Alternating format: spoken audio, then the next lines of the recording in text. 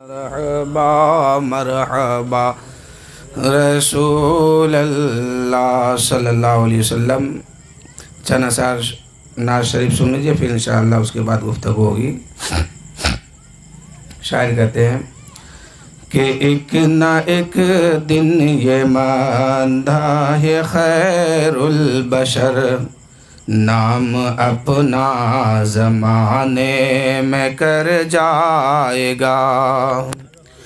ایک نہ ایک دن یہ ماندہ ہے خیر البشر، نام اپنا زمانے میں کر جائے گا۔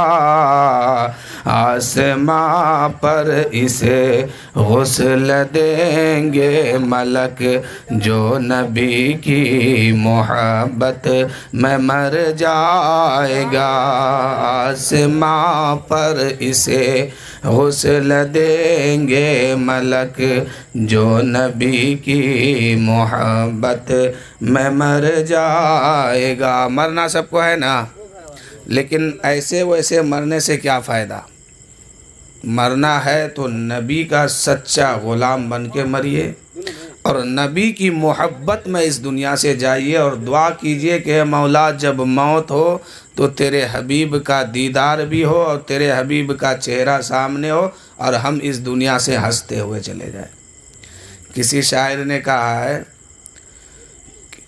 کہ لوگ دیکھیں گے، کسی شاعر نے کہا ہے کہ میں نے صدا کر دی ہے، میرا کام ہے صدا کرنا، وہ کیا دیں گے میں کیا لوں گا، سخی جانے یا گدا جانے۔ اور کام تو اتنا کر گزرنا، نبی کی محبت میں مرنا۔ کام تو اتنا کر گزرنا، نبی کی محبت میں مرنا، لوگ دیکھیں گے تیرا جنازہ کبھی ادھر سے کبھی ادھر سے۔ شاعر کہتے ہیں کہ ایک نہ ایک دن یہ ماندہ ہے خیر البشر، نام اپنا زمانے میں کر جائے گا۔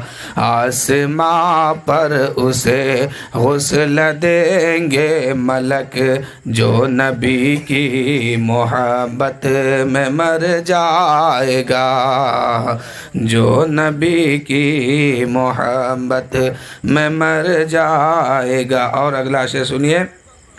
سر سے لے کر قدم تک ہے وہ معجزہ، سر سے لے کر قدم تک ہے وہ معجزہ، ان کے جلوے کوئی کیا سمجھ پائے گا۔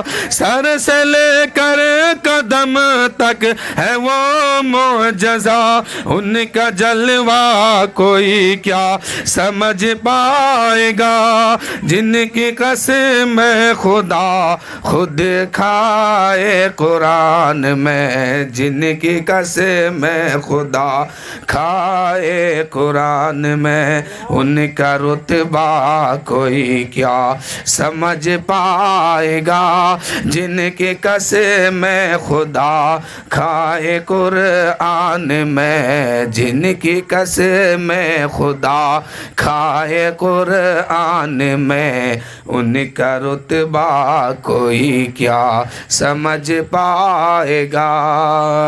بجا والا ہے، تھوڑا سا آواز اور بڑھائیے۔ کہ سر سے لے کر قدم تک ہے وہ معجزہ، سر سے لے کر قدم تک ہے وہ معجزہ، ان کا جلوہ کوئی کیا سمجھ پائے گا۔ جن کی قسم خدا کھائے قرآن میں، جن کی قسم خدا کھائے قرآن میں، ان کا رتبہ کوئی کیا کیا سمجھ پائے گا، ان کا رتبہ کوئی کیا سمجھ پائے گا، ایک نہ ایک دن یہ مداح خیر البشر نام اپنا زمانے میں کر جائے گا، آسماں پر اسے غسل دیں گے ملک جو نبی کی محبت میں مر جائے گا۔ اور اگلا شعر سنیں گے، کہیے سبحان اللہ۔ کتنا برتر و بالا ہے پائے نبی، چومتی ہے ادب سے ہے روح الامی، کتنا برتر و بالا ہے پائے نبی، چومتی ہے ادب سے ہے روح الامی، اس کا تلوہ کوئی کیا سمجھ پائے گا، ان کا تلوہ کوئی کیا سمجھ پائے گا۔ اور ایک شعر سنیے کہ دست قدرت سے جن کی جدائی ہوئی، دست قدرت سے جن کی جدا روح ہوئی، سیدہ فاطمہ کی ہے عظمت بری، سیدہ فاطمہ کی ہے عظمت بری، جن کو دیکھا نہیں ہے فرشتوں نے بھی، جن کو دیکھا نہیں ہے فرشتوں نے بھی، ان کا پردہ کوئی کیا سمجھ پائے گا، ایک نہ ایک دن یہ مداح خیر البشر نام اپنا زمانے میں کر جائے گا۔ اور اس شعر کو سنیے، ایک نواسے کی تشنا لبی ہے عجب، نام شبیر کی بندگی ہے عجب، ایک نواسے کی تشنا لبی ہے عجب، نام شبیر کی ہے بندگی ہے عجب، نام شبیر کی بندگی ہے عجب، جو جھکے تو قیامت تک نہ اٹھے، ایسا سجدہ کوئی کیا سمجھ پائے گا، جو جھکے تو قیامت تک نہ اٹھے، ایسا سجدہ کوئی کیا سمجھ پائے گا۔ اور آخری شعر سماعت فرمائے کہ اہل سنت کے علماء کا ہے فیصلہ، اس صدی کے مجدد ہے احمد رضا، اس صدی کے مجدد ہے احمد رضا، چھیر کر دیکھو ان کا ذرا تذکرہ، چھیر کر دیکھو ان کا ذرا تذکرہ، چہرہ نجدیہ خود بگڑ جائے گا، اس صدی کا ہے، اس صدی کے مجدد ہے احمد رضا، چھیر کر دیکھو ان کا ذرا تذکرہ، چہرہ نجدیہ خود بگڑ جائے گا، ایک نہ ایک دن یہ مداح خیر البشر نام اپنا زمانے میں کر جائے گا، آسماں پر اسے غسل دیں گے ملک جو نبی کی محبت میں مر جائے گا۔ درود شریف پڑھیے، اللہم صلی علی سیدنا شفیعنا حبیبنا مولانا محمد معدن الجود والکرم بارک وسلم، صلو علیہ الصلاۃ والسلام علیک یا رسول اللہ صلی اللہ تعالیٰ علیہ وسلم۔ اللہ تعالیٰ قرآن مقدس میں ارشاد فرماتا ہے ان الصلاۃ کانت علی المؤمنین کتابا موقوتا، بے شک مسلمانوں پر نماز نماز فرض ہے اپنے مقررہ وقتوں میں، یعنی جو وقت جس ٹائم کا ہے، جو نماز جس وقت میں فرض کی گئی اس نماز کو اسی وقت میں پڑھا جائے۔ اللہ فرماتا ہے کہ بے شک مسلمانوں پر نماز فرض ہے اپنے مقررہ وقتوں میں، اسی لیے اس سے کوئی بچ نہیں سکتا ہے۔ ہر آدمی پر اب فرض ہے، ہر ایمان والے پر فرض ہے، ہر مسلمان عورت مرد سب پر فرض ہے کہ وہ نماز وقت کے اندر رہ کے پڑھا کرے۔ میرے دوستو، وقت بہت کم ہے اور محفل شادی کے سلسلے میں ہے۔ ایک واقعہ سماعت کیجئے، بہت اہم بات ہے اس میں۔ آج لوگ جوانی کے دہلیز پر جب قدم رکھتے ہیں تو اپنے ماں باپ کو بھول جاتے ہیں اور یہ کہتے ہیں کہ یہ لوگ میرے لیے کیا ہے، نہ زمین خریدی، نہ گھر بنایا، نہ کاروبار سنبھالا، کچھ نہیں کیا۔ اے میرے دوستو، ماں باپ کا احسان بچے پر یہ ہے کہ اگر ماں باپ چاہتا تو اپنے بچے کو گونگا بنا دیتا، اگر ماں باپ چاہتا تو بچے کو اپاہج بنا دیتا۔ آج ماں باپ کا احسان ہے کہ آپ سماج کے بیچ میں بیٹھ کے بولنے کے قابل ہیں۔ وہ ماں ہی تھی جو آپ کو بولنے کے لیے سکھائی ہے، وہ باپ ہے جو آپ کو انگلی پکڑ پکڑ کے چلنا سکھایا ہے۔ اگر باپ آپ کی محنت نہ کرتا اور بچپن میں انگلی پکڑ کے آپ کو نہ چلاتا تو آج کسی اپاہج بن کے کسی جگہ پڑے ہوتے، لیکن چلنے کے قابل نہیں ہوتے۔ آج جو سماج کے بیچ میں بولنے کے قابل ہو، یہ ماں کی شفقت ہے، اور سماج کے سامنے جو سر اٹھا کے بیٹھتے ہو، یہ باپ کی محبت ہے۔ اگر وہ چلنا نہ سکھاتا، بولنا نہ سکھاتا، ادب نہ سکھاتا، تہذیب نہ سکھاتا اور بولنے کے قابل آپ کو نہ بنا دیتا تو آج نہ آپ کسی قابل کے انسان رہتے بلکہ ایک لاچار اور مجبور ہو جاتے۔ ماں باپ نے یہ کیا ہے۔ یہ ضروری نہیں ہے کہ ماں باپ ہم کو گھر بنا دے، گھر خرید دے، زمین خریدے، کاروبار بنا دے، ایسی کوئی بات نہیں ہے۔ بہت بڑی نعمت ماں باپ یہ ہے، اور ماں باپ کی بہت بڑا احسان بھی ہے کہ آپ کو بچپن میں انگلی پکڑ کے چلنا سکھا دیا، جو آج سماج کے بیچ میں آپ کھڑے ہو جاتے ہیں کہ اگر وہ چلنا نہ سکھاتا تو آپ چلنے کے قابل نہیں ہوتے۔ ماں باپ اگر بولنا نہ سکھاتا تو آپ بولنے کے قابل نہیں ہوتے۔ ماں باپ اگر ادب نہ سکھاتا سماج کے بیچ میں بیٹھنے کے قابل نہ ہوتے۔ ماں باپ اگر تہذیب نہ سکھاتا آپ کی زبان سے کوئی بات نکلتی لوگ اس کی پکڑ کرتے۔ لیکن اللہ کا ایسا کرم دیکھیے کہ اللہ نے ماں باپ کے دل میں وہ محبت پیدا فرما دی ہے کہ ماں باپ اپنے آپ کو پریشانی میں مبتلا کر کے اپنی بچوں کی اچھی زندگی کے بارے میں سوچتے ہیں کہ میرا بیٹا بڑے ہو کر کے سماج کے بیچ میں جب بیٹھیں گے تو میرا بیٹا رسوا نہ ہو۔ ماں باپ یہ سوچتے ہیں کہ میرا بیٹا جب جوانی کے دہلیز پہ قدم رکھے تو زمانے میں اعلیٰ دکھائی دے، افضل دکھائی دے، خوبصورت دکھائی دے۔ وہی ماں باپ اگر چاہتا بچپن میں آپ کو اسی طریقے سے چھوڑ دیتا تو آپ کا ہاتھ للہ ہوتا، پیر لنگڑا ہوتا، بولنے کے قابل نہیں ہوتے، سمجھنے کی قوت پیدا نہ ہوتی۔ ماں باپ کا احسان ہے کہ اس نے اپنی شفقت سے آپ کو ہر چیز سے سیدھا راستے پہ لا کے کھڑا کر دیا۔ تو اللہ فرماتا ہے کہ ماں باپ کا احسان تم پہ بہت ہے۔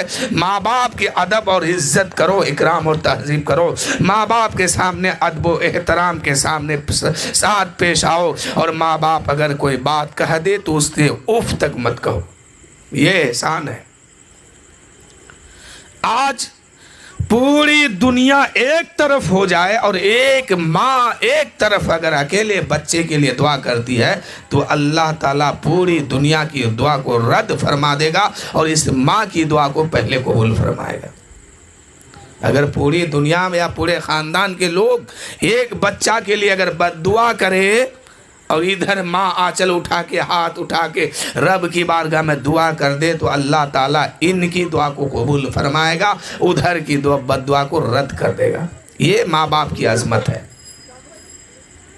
آج جو آپ کو روزی دیا جاتا ہے، رزق آپ کو جو حاصل ہوتا ہے، یہ ماں باپ کی دعا ہے کہ آپ کی یہ محنت کامیاب ہے، یہ ماں باپ کا سایہ آپ کے سر پہ ہے، ان کی دعا آپ کے سر پہ ہے کہ اللہ تعالیٰ ان کی دعا کے صدقے میں آپ کو روزی دیتا ہے۔ مکہ شریف میں حضرت مالک بن دینار رحمۃ اللہ علیہ بہت بڑے بزرگ ہیں، اللہ کا نیک بندہ ہے، حج کرنے گئے، حج سے فارغ ہو گئے، سارے ارکان جب ادا ہو گئے، ساتھیوں نے کہا کہ اب چلا جائے واپس گھر۔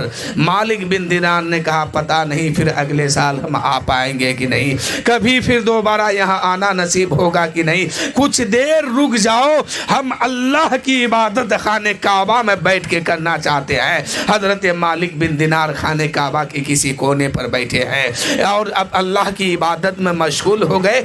آسمان سے دو فرشتے وہیں پہ تشریف لائے۔ ایک فرشتے نے کہا کہ یہ بتاؤ کہ اس سال کتنے لوگ حج کرنے آئے ہیں؟ دوسرے نے کہا کہ 1,00,000 حاجی حج کرنے آیا ہے۔ دوسرا ایک فرشتہ کہنے لگا یہ بتاؤ کہ اللہ نے کتنے لوگوں کی حج کو قبول فرمایا؟ اس فرشتے نے کہا کہ ایک کے سوا تمام حاجیوں کی حج کو اللہ نے قبول فرما لیا۔ اب مالک بن دینار نے اس آواز کو سنا تو پریشانی میں مبتلا ہو گئے کہ وہ ایک شخص کون ہے جس کی حج اللہ قبول نہیں فرمایا؟ کہیں وہ ایسا تو نہیں کہ وہ شخص میں ہی ہوں، اس لیے یہ آواز میرے قریب آ رہی ہے اور مجھے سنائی دے رہا ہے کہ ایک شخص ہے، اس کے علاوہ اللہ تعالیٰ سارے حاجیوں کی حج کو قبول فرمایا۔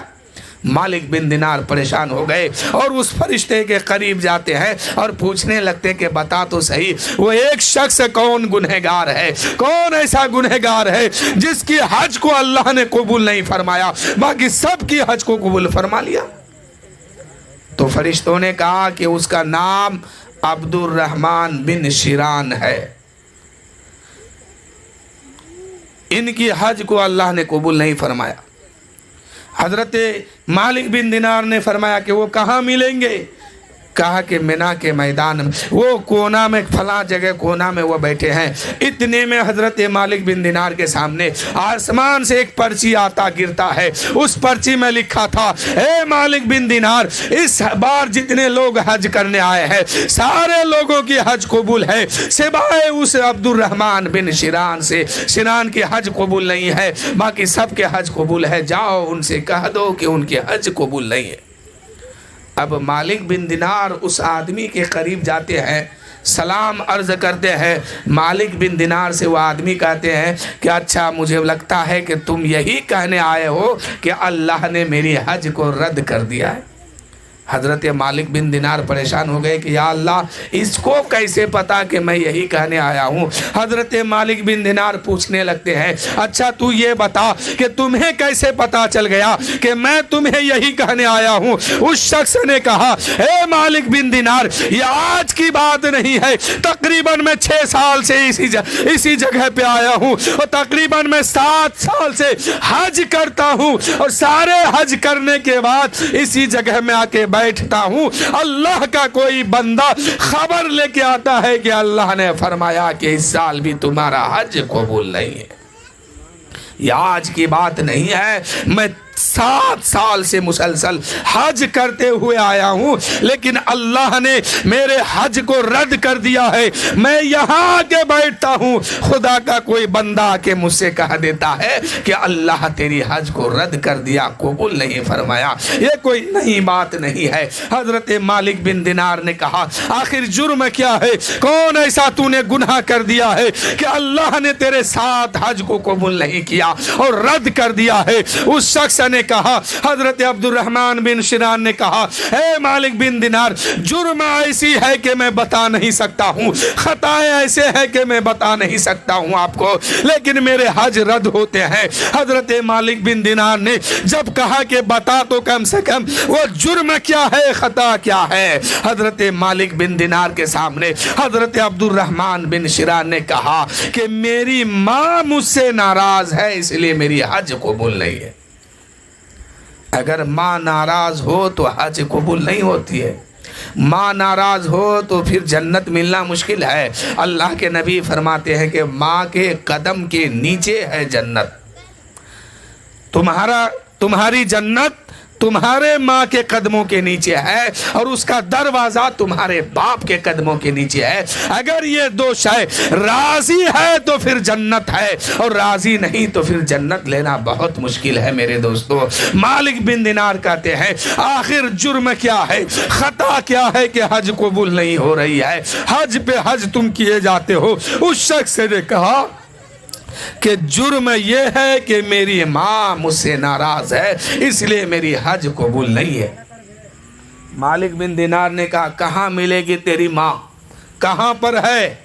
उस शख्स ने कहा वो भी हर साल हज करने आती है और हज करके इसी मक्का में वो खेमा लगा के रहती है। हजरत मालिक बिन दिनार कहते हैं कौन सी जगह पे तेरी माँ है? उस शख्स ने कहा मेरी माँ अरफात के मैदान में है, मिना के मैदान में मेरी माँ है। एक मिना के मैदान में या अरफात के मैदान में झोपड़ी लगी है, उस झोपड़ी में आधी रात गुजरने के बाद एक चिराग जलता है, उस चिराग की रोशनी में मेरी माँ कुरान पाक की तिलावत करती है। जिस खेमे में आधी रात गुजरने के बाद चिराग रोशन हो और कुरान पाक की तिलावत की आवाज आ रही हो, वही खेमा मेरी माँ का खेमा है, वही खेमा वही घर मेरे माँ का घर है। हजरत मालिक बिन दिनार वहां से उठते हैं, उसी झोपड़ी के करीब जाते हैं। आधी रात गुजर जाती है, झोपड़ी के करीब गए हैं। हजरत मालिक बिन दिनार ने सलाम किया है, अंदर से आवाज आती है वालेकुम सलाम, कौन? हजरत मालिक बिन दिनार ने कहा मेरा नाम मालिक बिन दिनार है, मैं नबी की हदीस सुनाया करता हूँ, मैं नबी की हदीस पढ़ा करता हूँ, अंदर आने की इजाजत मांग रहा हूं। हजरत मालिक बिन दिनार से वो ज़ईफा कहने लगी अंदर आओ आओ इजाजत है। हजरत मालिक बिन दिनार अंदर जाते हैं, वो ज़ईफा पर्दे में है। हजरत मालिक बिन दिनार कहने लगे ए बूढ़ी माँ तू कब से हज करने आती है? वो ज़ईफा कहने लगी तकरीबन मैं 7 साल से हज करने आती हूँ। हजरत मालिक बिन दिनार ने फरमाया क्या तेरा कोई बेटा नहीं है, तेरी कोई औलाद नहीं है, कोई बेटा बेटी नहीं है? वो बुढ़िया कहने लगी हे मालिक बिन दिनार कैसी बात करते हो, मैं औलाद से हूँ। अल्लाह ताला ने मुझे एक अजीम नियामत से भी नवाजा है कि अल्लाह ताला ने मुझे एक बेटा दिया है, एक बेटे से नवाजा है। हजरत मालिक बिन दिनार कहने लगे ए ज़ईफा तेरा बेटा कहाँ है? वो तेरा बेटा कहाँ है? इस दुनिया में है कि मर गया है? इस दुनिया में है कि चला गया है? इस दुनिया में है कि इंतकाल कर गया है? इतनी बात सुनना था। वो ज़ईफा जलाल में आती है और कहती है कि मालिक बिन दिनार क्या बात करते हो, मेरा बेटा मरा नहीं है, जिंदा है, मेरा बेटा इंतकाल नहीं किया है, जिंदा है। हजरत मालिक बिन दिनार फरमाते हैं ए ज़ईफा जब बेटा हयात से है तो अकेले हज पे क्यों आती है, बेटे को साथ में क्यों नहीं लाती है? वो ज़ईफा रोते हुए कहने लगी ए बेटा, वो ज़ईफा रोते हुए कहने लगी ए मालिक बिन दिनार क्या बताऊं, मेरा बेटा मुझसे जुदा हो गया है, मुझसे बिछड़ गया है, 7 साल गुजर गया, वो अब तक मुझसे मिलने नहीं आया है, मुझसे दूर हो गया है, बिछड़ गया है। हजरत मालिक बिन दिनार कहने लगे ए ज़ईफा क्या मैं तेरे बेटे को तलाश करके लेके आऊं, तेरे बेटे को मैं ढूंढ करके लेके आऊं? तेरा बिछड़ा हुआ बेटा कहीं भी अगर मुझे मिले उसे मैं ले करके आऊं? वो ज़ईफा कहने लगी ए मालिक बिन दिनार मेरा बेटा मुझसे आज से 7 साल पहले बिछड़ गया है, मुझसे आज से 7 साल पहले दूर हो गया है, तुम कहां से तलाश करके लाओगे? वो तुम्हें कहां मिलेंगे? वो उसको तुम कैसे ढूंढ के लाओगे? मालिक बिन दिनार कहते हैं ए ज़ईफा अगर तुम इजाजत दो तो मैं तेरे बेटे को तलाश करके तेरे सामने लेके आऊं।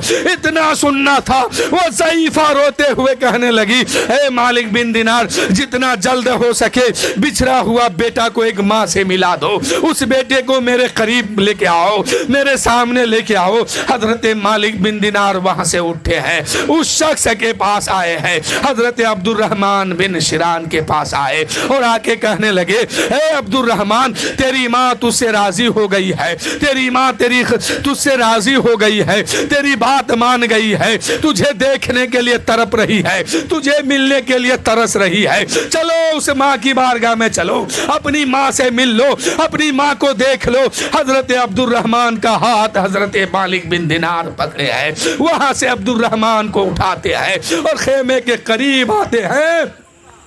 हजरत अब्दुर्रहमान इरशाद फरमाते हैं, ए ज़ईफ़ा दरवाजा खोलो, तेरा बेटा आया है, तेरे बेटे को मैं साथ लेके आया हूँ। इतना कहना था, वो ज़ईफ़ा कहने लगी, ए मालिक बिन दिनार जितना जल्द हो सके इस बेटे को यहाँ से जाने कहो, मैं इसका चेहरा नहीं देखना चाहता हूँ, मैं इसकी आवाज नहीं सुनना चाहती हूँ, जितना जल्द हो सके इसको यहाँ से जाने कहो। मालिक बिन दिनार ने अब्दुर्रहमान बिन शिरान से कहने लगे, ओ नादान, तेरा जुर्म कैसा है, तूने खता कैसी की है, या तेरी आवाज को सुनते ही तेरी माँ का चेहरा बदल जाता है, तेरी माँ का दर्द बदल जाता है, तेरी माँ का दर्द बढ़ जाता है, वो जख्म जो तेरी माँ के अंदर है वो जख्म तेरे आवाज से वो हरा हो जाता है। आखिर जुर्म क्या है, खता क्या है कि तेरी माँ तेरा चेहरा भी देखना नहीं चाहती है, तेरे आवाज को भी सुनना नहीं चाहती है। हजरत अब्दुर्रहमान बिन शिरान कहने लगे,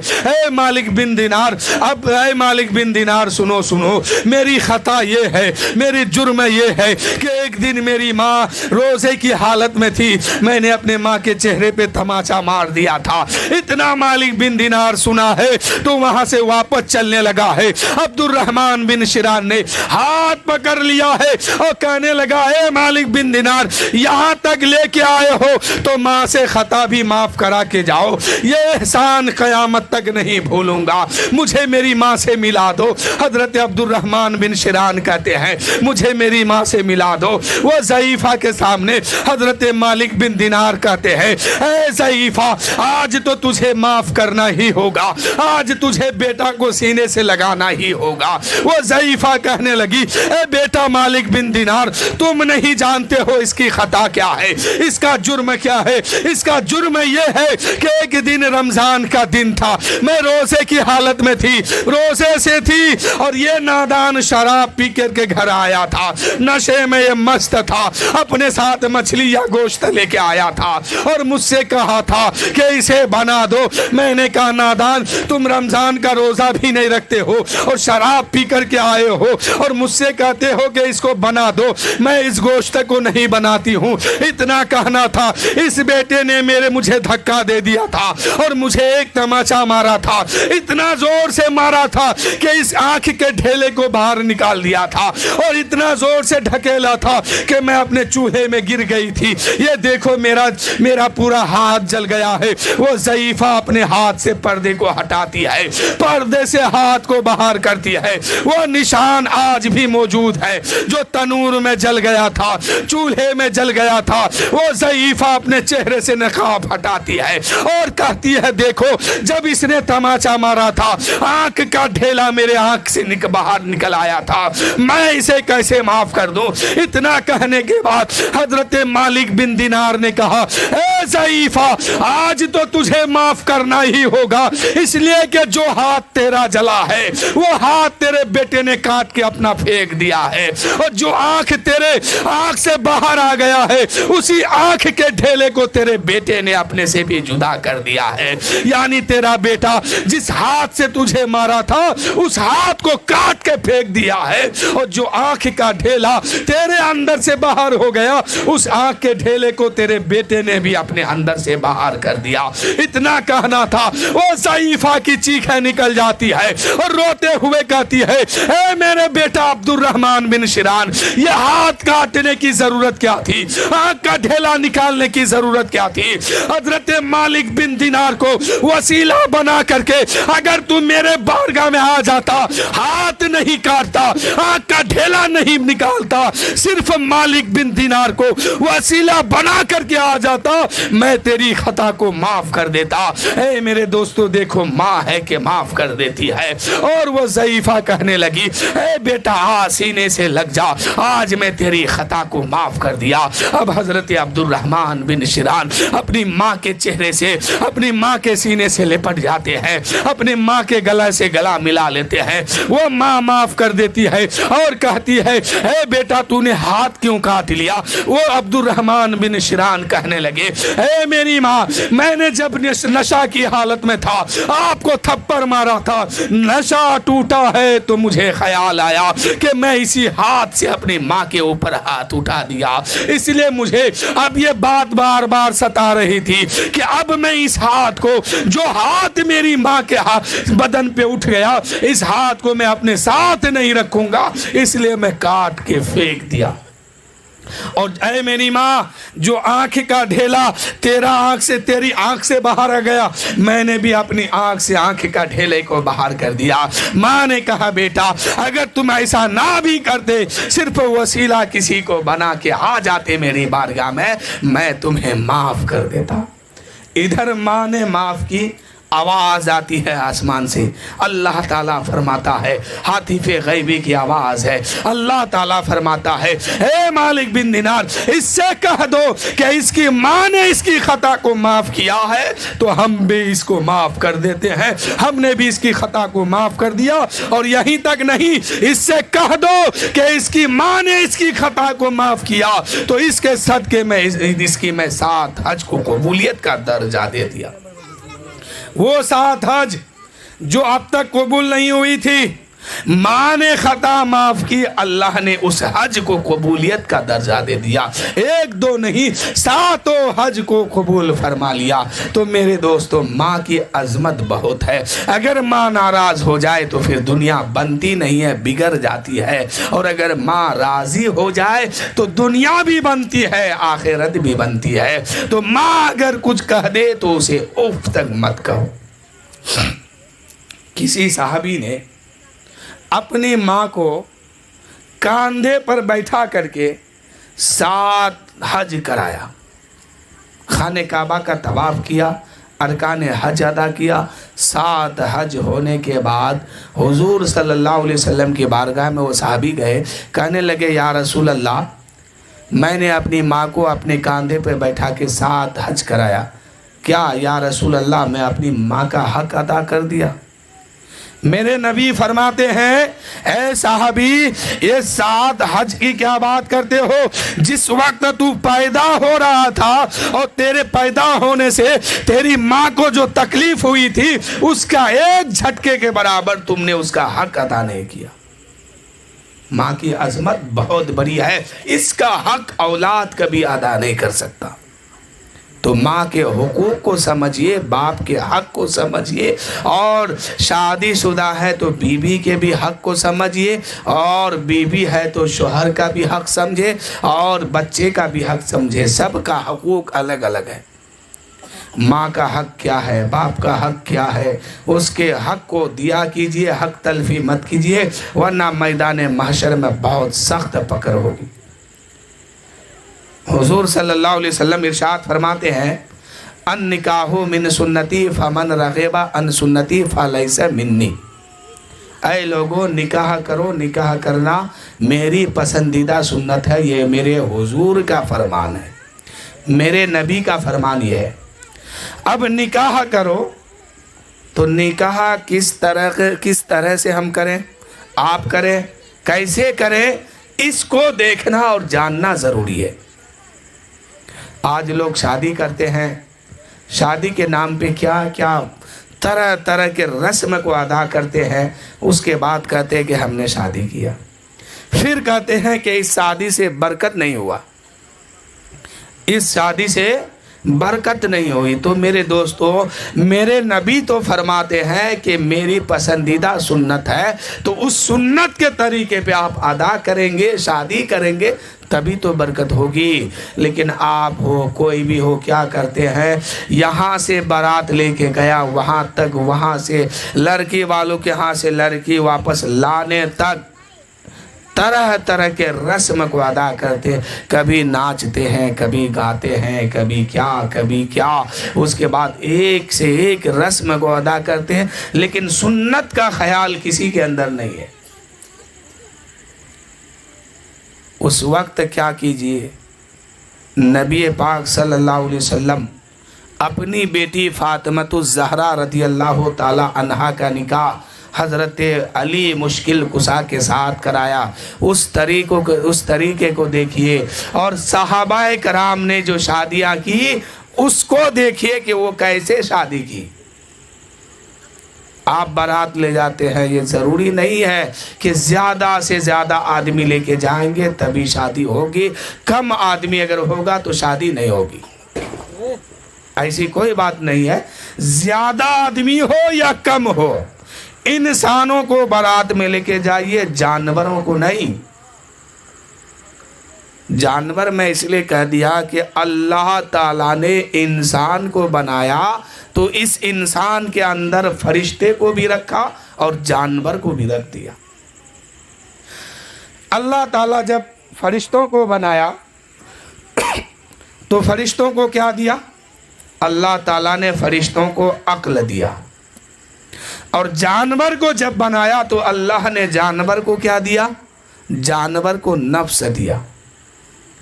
اور جب انسان کو بنایا تو اللہ تعالیٰ نے انسان کو کیا دیا؟ اللہ تعالیٰ نے انسان کو عقل بھی دیا، نفس بھی دیا. یعنی فرشتے والی صفت، فرشتوں کو جو عقل دیا وہی عقل خدا نے بندے کو بھی دیا، انسان کو بھی دیا. اور جانور کو جو نفس دیا وہی نفس جو ہے انسان کو بھی دیا. تو انسان کے اندر فرشتے بھی ہیں اور جانور بھی ہے. اگر انسان عقل کو استعمال کر لے تو یہ فرشتوں سے بھی افضل ہو جایا کرتا ہے. اس لیے اس کو اشرف المخلوقات کہا گیا. اور انسان اگر عقل کو چھوڑ کر کے نفس پہ عمل کرے اور نفس پہ چلے تو یہ جانور سے بھی بدتر ہو جاتا ہے. انسان ہونے کے باوجود بھی یہ جانور سے بھی بدتر ہو جاتا. آپ مجھے بتائیے، شادیوں میں شراب پینا، تاڑی پینا، جوا کھیلنا اور آرکیسٹرا لے جانا، ناچنے والا لڑکا ناچنے والی لڑکی کو لے جانا، یہ عقل کہتی ہے آپ سے؟ کبھی بھی عقل نے اس بات کو تسلیم کیا ہے کہ ایسے لوگوں کے ساتھ ہم بارات میں جائیں؟ نہیں کہا. کیا کہا؟ وہاں پر آپ کا نفس آپ پر غالب ہو گیا. نفس کہتا ہے برائی کے طرف چل. ان النفس لامارۃ بالسوء، بے شک نفس امارہ بڑے بڑے برائیوں کا حکم دیتا ہے. تو آپ باراتی میں شامل ہوئیے، باراتی میں جائیے، باراتی سے آئیے تو انسان کے ساتھ جائیے، انسان کے ساتھ آئیے. ان میں اگر کوئی جانور ہو جائے تو اس کو بھگا دیجیے. عقل کے ساتھ جائیے، نفس کے ساتھ نہیں. نفس کے کہنے پہ چلیں گے تو انسان جو ہے، انسان اب نہیں، وہ جانور سے بھی خراب ہو جاتا ہے. اور عقل کے ساتھ چلیں گے تبھی انسان کہلائیں گے. تو شادیوں میں آپ شامل ہوئیے، جائیے، منع نہیں ہے. شادیوں میں کھلائیے عمدہ کھانا، یہ بھی منع نہیں ہے. مہمان کی سواگت کیجیے، مہمان کی عزت کیجیے، مہمان کے ادب کیجیے، منع نہیں ہے. لیکن تعجب تو تب ہوتا ہے کہ جب یہ مسلمان ہو کر کے ناچ اور گانے کے محفل کو ساتھ میں لے کے جاتا ہے اور پھر کہتا ہے کہ ہم باراتی لگائیں گے تب کھانا کھائیں گے. بتاؤ، قوم مسلم کے اندر کسی کتاب میں، کسی قوم مسلم کے کسی بھی قول میں، کسی بھی کتاب میں یہ باراتی لگانا ثابت ہے؟ کتاب میں لکھا ہے؟ کسی کتاب میں نہیں ہے. اور باراتی لگاتے ہیں تو اس میں ہوتا کیا ہے؟ باراتی جو لگاتے ہیں تو اس میں ہوتا کیا ہے؟ چند لڑکے ہوتے ہیں ناچنے والے اور چند وہ لوگ ہوتے ہیں جن کو لے کے آئے ہیں نچانے کے لیے. یہ لوگ آگے آگے بڑھ رہے ہیں. اب ادھر لڑکا کا باپ، لڑکا دولہا کا باپ، دولہا کا خالو، دولہا کا دادا، دولہا کا چچا، دولہا کا خاندان، بڑے بڑے لوگ جو ہے ٹوپی لگا لگا کے اس کے پیچھے پیچھے چل رہا. یعنی یہ بتا رہا ہے کہ یہ سارے کام جو ہے ہمارے اشارے پہ ہوتا ہے. یہی نہ ہوتا ہے باراتی میں؟ جب دواری لگتا ہے ناچنے والا آگے ہوتا ہے, دیکھنے والا بھی آگے ہوتا ہے, لیکن دولہا کا باپ پیچھے ہوتا ہے, دولہا کا بھائی پیچھے ہوتا ہے, دولہا کا دادا پیچھے ہوتا ہے, دولہا کا خالو پیچھے ہوتا ہے. اس کا سارا خاندان میں جو بزرگ لوگ کہلاتے ہیں, بڑے بڑے عہدے والے کہلاتے ہیں, یہ لوگ پیچھے ہوتے ہیں اور لوگوں کو آگے بڑھاتے ہوئے جاتے ہیں. یعنی یہ ثابت کرتے ہیں کہ ہمارے اشارے پہ سب کچھ ہوتا ہے. یہ جب تک ناچ نہیں لیں گے تب تک ہم کھانا نہیں کھائیں گے. بتاؤ قوم مسلم کے اندر ایسی بات ہے؟ شریعت کے اندر کوئی ایسی بات ہے؟ کسی کتاب میں ہے تو لاؤ دکھاؤ. دنیا کے کسی کتاب میں نہیں ہے. اور صرف مذہب اسلام ہی میں نہیں, جتنے مذہب ہے دنیا میں کسی فرقہ میں یہ بات لکھا ہوا نہیں ہے. چاہے وہ کوئی بھی قوم ہو, ہر قوم بھلائی چاہتا ہے کہ ہم اچھے سے رہے, اچھے سے کھائے, اچھے سے سوئے, اچھے سے جاگے اور اچھے سے پوجا پاٹ کرے, یہی چاہتا ہے. لیکن کچھ لوگ جانور کی صفت لے کے پیدا ہو گیا. اب یہ جانور تمام قوم کو بدنام کر رہا ہے. اب یہ جائے گا, جاتے جاتے آئے گا, جائے گا, نہ دیکھے گا کسی کی سکون, نہ دیکھے گا چین. کہاں مسجد, کہاں مندر, کہاں مسجد ہے, کہاں یہ کیا بولتے ہیں مزار شریف ہے, کہاں کیا ہے, کچھ نہیں. اب بج رہا تو بج رہا, ایک سے ایک گانا بجاتا. بتاؤ ایسے شادیوں میں برکت کہاں سے ہوگی؟ حضرت فاطمہ الزہرا رضی اللہ تعالی عنہا اپنے گھر سے رخصت جب ہوئے تھے اور اپنے علی اپنے شوہر کے گھر میں آئی تھی, پہلا قدم رکھتے ہی حضرت علی سے کہنے لگی, اے علی اب جائے نماز کہاں ہے, دو مجھے نماز پڑھنا ہے. اب جائے نماز بچھایا جاتا ہے.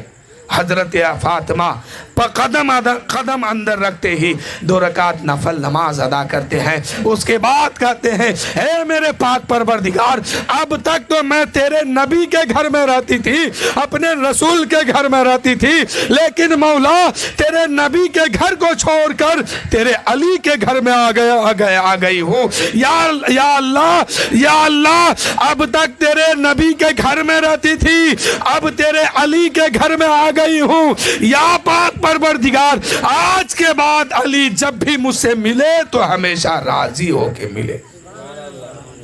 یعنی فاطمہ اپنے شوہر کے لیے دعا کر رہی ہے کہ مولا اب تک تو میں اپنے باپ رحمت للعالمین کے گھر میں رہتی تھی, اپنے نبی اپنے رسول کے گھر میں رہتی تھی, اپنے باپ کے گھر میں رہتی تھی, لیکن یا اے پاک پروردگار آج تیرے حبیب کا گھر چھوڑ کر تیرے علی یعنی اپنے شوہر کے گھر آ گئی ہوں. مولا اے پاک پروردگار آج سے ہمیشہ میرا علی میرا شوہر مجھ سے راضی رہے. بتائیے کسی کے گھر میں ایسی دعا ہو رہی ہے؟ کسی کے گھر میں نہیں. رسم میں پڑے ہوئے ہیں, اور رسم میں پڑے ہوئے ہیں تو ایسے رسم ہے کہ جو عورتیں گھر میں جاگ نہیں پاتی تھی, فجر میں اٹھ نہیں پاتی تھی, آج فجر میں اٹھ کر کے 2 رکعت نماز نہیں پڑھ پاتی تھی, اس کی آنکھ نہیں کھلتی تھی نماز پڑھنے کے لیے, وہ عورتیں مغرب سے لے کر کے صبح 10 بجے تک جگی ہوئی ہے, اس کو نیند تک نہیں آئی. یہ ہے قوم مسلم کا حال. عورتوں کو کہو نماز پڑھ کے سو تو یہ کہتی ہے کہ مجھے نیند آ رہی ہے, فجر میں اٹھو تو یہ کہتی ہے کہ مجھے نیند آتی ہے. لیکن جب رسم کی بات آتی ہے, شادیوں میں آپ دیکھیے کہ وہ عورتیں بعد مغرب سے لے کر کے صبح 10 بجے تک اس کو نیند نہیں آتی ہے, وہ رسم میں لگا ہوا ہے. تو میرے دوستو یہ نہیں طریقہ صحیح ہے. صحابیوں نے جس طریقے سے نکاح کیے اس پر عمل کرنے کی ضرورت ہے, اس کو دیکھنا ہے. میرے نبی صلی اللہ علیہ وسلم اپنی بیٹی فاطمہ کا نکاح کراتے ہیں, اس کے بعد جب رخصت کرتے ہیں تو میرے نبی پاک صلی اللہ علیہ وسلم کے آنکھوں سے آنسو کا قطرہ جاری ہو گیا. میرے نبی سے آنسو کا قطرہ جب آنکھ سے ٹپکنا چاہا, حضرت فاطمہ اس ٹپکتے ہوئے قطرے کو اپنے ہاتھ میں لے لیتی ہے, اپنے چہرے چہرے پہ مل لیتی ہے اور عرض کرتی ہے اے میرے ابا حضور یہ رونا کیسا ہے, یہ آنکھ میں آنسو کیسے. میرے نبی فرماتے ہیں اے بیٹی آج تم میرے گھر سے جدا ہو رہی ہو, آج میرے گھر سے تو جانے والی ہے, میرے گھر سے رخصت ہونے والی ہے. اے بیٹی فاطمہ آج تک تو اپنے نبی کے گھر میں رہتی تھی, اپنے رسول کے گھر میں رہتی تھی, اپنے باپ کے گھر میں رہتی تھی, لیکن اے بیٹی فاطمہ آج اپنے شوہر کے گھر جانے والی ہو. لیکن اے بیٹی فاطمہ آج کے بعد اگر تو مجھ سے ملنا تو اس حال میں ملنا کہ تیرا شوہر تجھ سے راضی ہو. کوئی باپ یہ سبق دیتے ہیں اپنی بیٹی کو؟ کوئی باپ اپنی بیٹی کو یہ سبق دیتے ہیں؟ وہ نبی ہو کے سبق اس لیے دیے, وہ سبق فاطمہ کے لیے نہیں تھا, وہ امت کو سبق دے رہے تھے میرے نبی کہ میری امتیو جب تم اپنی بیٹی کو رخصت کرو گے آنکھ میں آنسو تو ضرور آئیں گے, لیکن اس وقت اپنی بیٹی سے کہہ دینا اے میری بیٹی اب تک تو میرے گھر میں رہتی تھی, میرے گھر میں پرورش پا رہی تھی, میرے گھر میں پلتی تھی, لیکن اے میری بیٹی آج کے بعد اگر تم مجھ سے ملنا تو اس حال میں ملنا کہ تیرا شوہر بھی تجھ سے راضی ہو, تیرے ساس بھی تجھ سے راضی ہو, تیرے سسور بھی تجھ سے راضی ہو. یعنی اگر واپس آنا ہے اس گھر میں تو اس حال میں آنا کہ تیرے سسرال والے تجھ سے راضی ہو. یہ سبق دیجئے اپنی بیٹیوں کو, یہ ضروری ہے سبق دینا. اگر یہ سبق دیں گے تو وہ بیٹی یہ سمجھے گی کہ اب میری شادی ہو گئی ہے, ہم مریں گے تو اسی گھر میں اور جئیں گے تو اسی گھر میں, مرنا جینا سب اب اسی گھر میں. پھر وہ رشتہ تا قیامت تک باقی رہیں گے, ان کے نسل تا قیامت تک جاری رہے گا.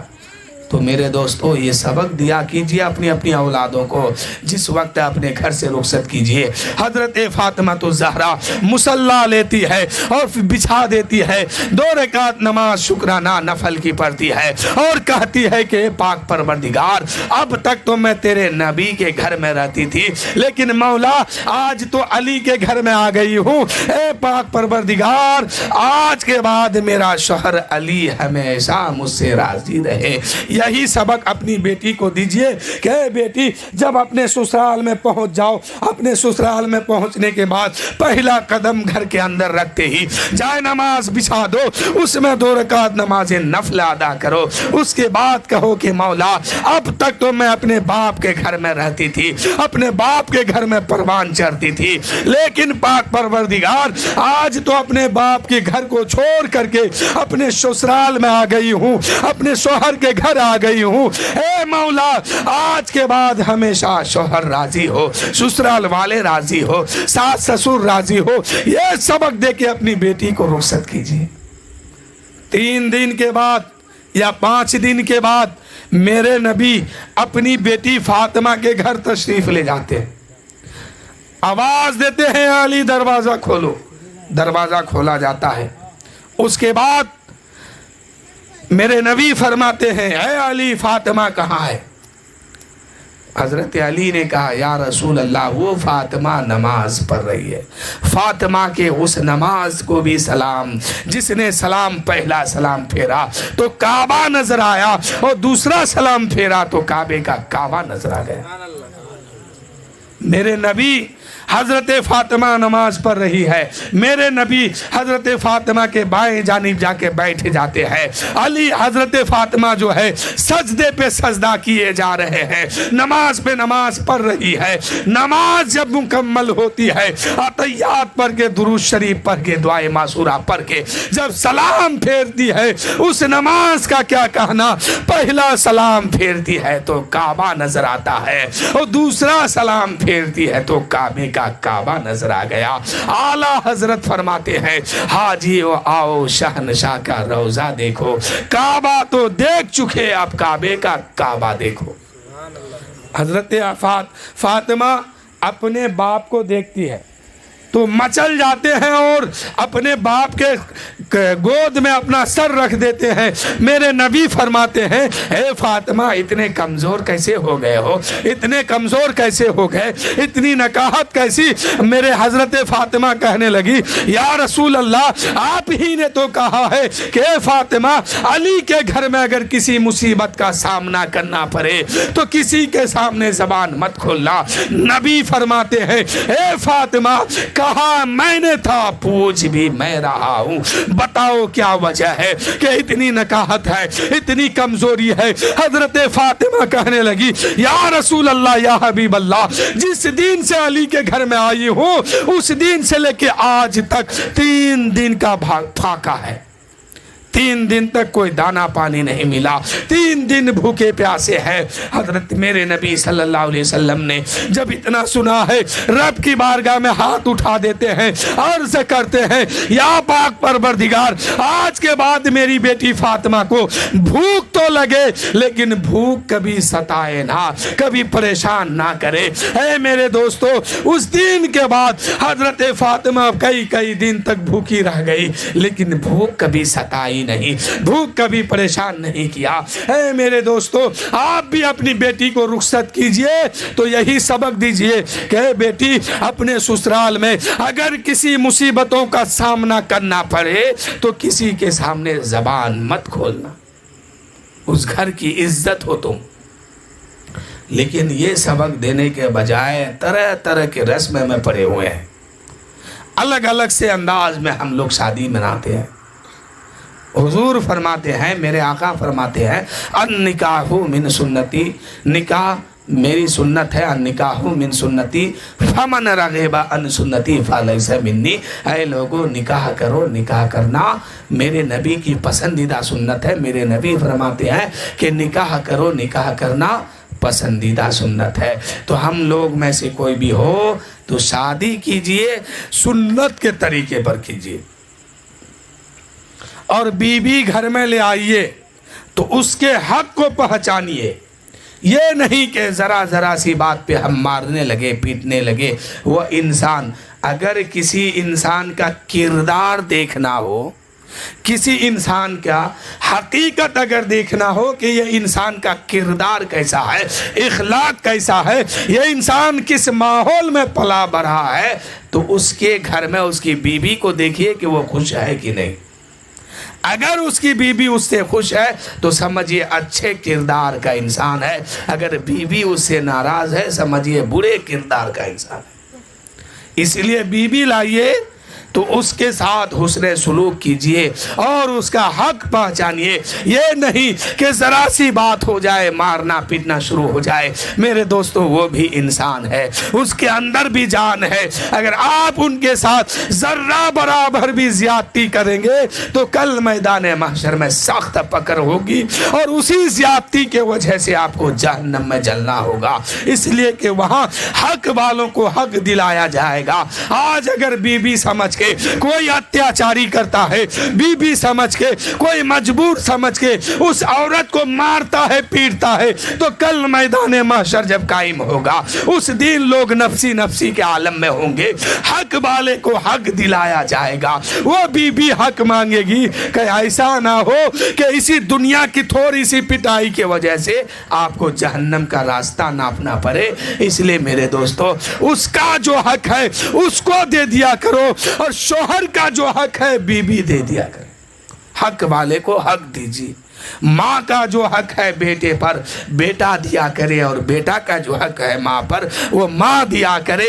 باپ کا جو حق بچوں پر ہے وہ بچہ دیا کرے، اور بچوں کا حق جو باپ پر ہے وہ ادا کرے۔ حقوق کے بارے میں بہت سخت پکڑ ہوگی۔ آج لوگ بڑھاپے میں ماں باپ کو پاتے ہیں اور ذرا سی بات پر اس کو ڈانٹنے لگتے ہیں، اور بوڑھا ہو جائے تو پھر ان کا گھر الگ ہوتا ہے، ان کا رہنا سہنا الگ ہوتا ہے، کھانا پینا الگ ہوتا ہے۔ نہیں میرے دوستو، یہ دونوں وہ عظیم نعمت ہے کہ ایک بار اگر یہ چلے جاتے ہیں تو پھر دوبارہ کبھی ملا نہیں کرتا۔ ایک بچہ تھا، بس مختصر انداز میں سنیے، وقت بہت ہو رہا ہے۔ ایک بچہ تھا، اس کی ماں انتقال کر گئی، اس کے باپ نے دوسرا شادی کیا، دوسری شادی کی۔ دوسری شادی کرنے کے بعد اپنی بیوی کو گھر لائی، کچھ دن گزرا۔ اگر کسی کے ساتھ سوتیلے ماں بیٹے یا ماں بیٹی کا رشتہ ہو تو وہ پریشان نہ ہو، میں کسی کو تنقید کرنے کے لیے نہیں کہتا ہوں، میں حقیقت ایک بات بتاتا ہوں، میں کسی کو پریشان کرنے کے لیے اس بات کو نہیں بتا رہا ہوں۔ ہو سکتا ہے آپ میں سے، ہم میں سے کوئی بھی ہو، کسی نہ کسی کے ساتھ یہ ضرور معاملہ ہے کہ سوتیلے کا رشتہ ہے۔ یعنی اس گھر میں دوسری ماں آ گئی۔ ایک دن باپ نے پوچھا کہ بیٹا بتاؤ، یہ سوتیلی ماں کو تم نے کیسا پایا؟ کیسا پایا؟ وہ ماں جو اپنی ماں سگی ماں تھی وہ ماں ٹھیک ہے یا یہ ماں ٹھیک ہے؟ اس بچے نے کہا اے میرے باپ، سچ بتاؤں کہ یہ ماں میری بہت ٹھیک ہے اور وہ ماں جو ہے وہ جھوٹی تھی۔ وہ اپنی ماں سگی ماں کو جھوٹی بتا رہا ہے اور اپنی سوتیلی ماں کو کہہ رہا ہے کہ یہ ماں سچی ہے اور سچ پہ قائم ہے یہ ماں، اور وہ ماں جھوٹی ہے۔ باپ پریشان ہو گیا کہ بیٹا تو کیسی بات کرتا ہے؟ سگی ماں کے بارے میں، اپنی ماں کے بارے میں کہتا ہے کہ وہ جھوٹی ہے اور سوتیلی ماں کے بارے میں کہتا ہے یہ سچی ہے۔ کہا کہ ہاں میرے باپ، وہ ماں جس دن کہتی تھی کہ میں تمہیں کھانا نہیں دوں گا، میں اگر غصہ کر لیتا کہ میں بھی نہیں کھاؤں گا، تو وہ ماں کچھ دیر کے بعد مجھے پھسلا کے بہلا کے زبردستی کسی بھی طرح سے کھانا کھلا دیتی تھی۔ اور وہ ماں جس دن کہتی تھی کہ آج میں تمہیں گھر آنے نہیں دوں گی، گھر میں گھسنے نہیں دوں گی، اگر ذرا سی دیر ہو جائے شام کو واپس آنے میں، وہ ماں مجھے تلاش کر کے گھر میں گھساتی تھی اور گھر میں رکھتی تھی، کھانا کھلاتی تھی۔ اس لیے وہ ماں جھوٹی ہے۔ اور یہ ماں اتنی سچی ہے کہ یہ جس دن کہہ دیتی ہے کہ آج میں تمہیں کھانا نہیں دوں گا، تو اے میرے باپ تم کیا جانتے ہو؟ تم تو دن بھر مزدوری کرتے ہو، گھر سے باہر رہتے ہو، جس دن یہ ماں کہہ دیتی ہے کہ میں تمہیں کھانا نہیں دوں گا تو یقیناً وہ دن پورا دن گزر جاتا ہے۔ بھوک کی شدت میں رہتا ہوں، بھوک اور پیاس کی شدت کو برداشت کر لیتا ہوں، لیکن یہ ماں اتنی سچی ہے کہ دن بھر میں مجھے کھانا نہیں دیتی۔ اور اے میرے باپ، جس دن یہ کہہ دیتی ہے کہ آج میں تمہیں گھر کے اندر آنے نہیں دوں گی، یقیناً وہ رات چاہے سردیوں کا ہو یا گرمیوں کا، وہ رات یقیناً گھر سے باہر گزارنا پڑتا ہے، اس لیے کہ تم تو نہیں دیکھتے ہو، تم تو محنت اور مشقت کرتے ہو، باہر رہتے ہو۔ یہ ماں جب کہہ دیتی ہے کہ آج تمہیں گھر میں آنے نہیں دوں گی، تو سردیوں کے موسم میں بھی پوری رات گھر سے باہر گزارنا پڑتا ہے۔ اس لیے یہ ماں اپنے وعدے میں سچی ہے اور وہ ماں جھوٹی ہے۔ وہ جس دن کہہ دیتی تھی سگی ماں کہ آج تمہیں گھر میں آنے نہیں دوں گی، لیکن جب ذرا سی دیر ہونے کے بعد وہ ماں تلاش کرتی تھی اور دوبارہ گھر میں لے کے آتی تھی۔ اور جس دن وہ ماں کہتی تھی کھانا نہیں کھانے دوں گا، وہ ماں جو ہے تلاش کر کے مجھے ڈھونڈ ڈھونڈ کے کھانا کھلاتی تھی۔ اس لیے وہ ماں جو ہے سچی نہیں ہے، ان کی بات جھوٹی تھی، وہ جو کہتی تھی وہ کرتی نہیں تھی۔ یہ ماں کی ممتا ہے میرے دوستو۔ ایک ماں جو ہے اپنے بیٹے کو منوانے کے لیے کبھی جھوٹ بھی بولتی ہے، کبھی سچ بھی بولتی ہے۔ تو میرے دوستو، یہ ایک عظیم نعمت ہے رب کی طرف سے۔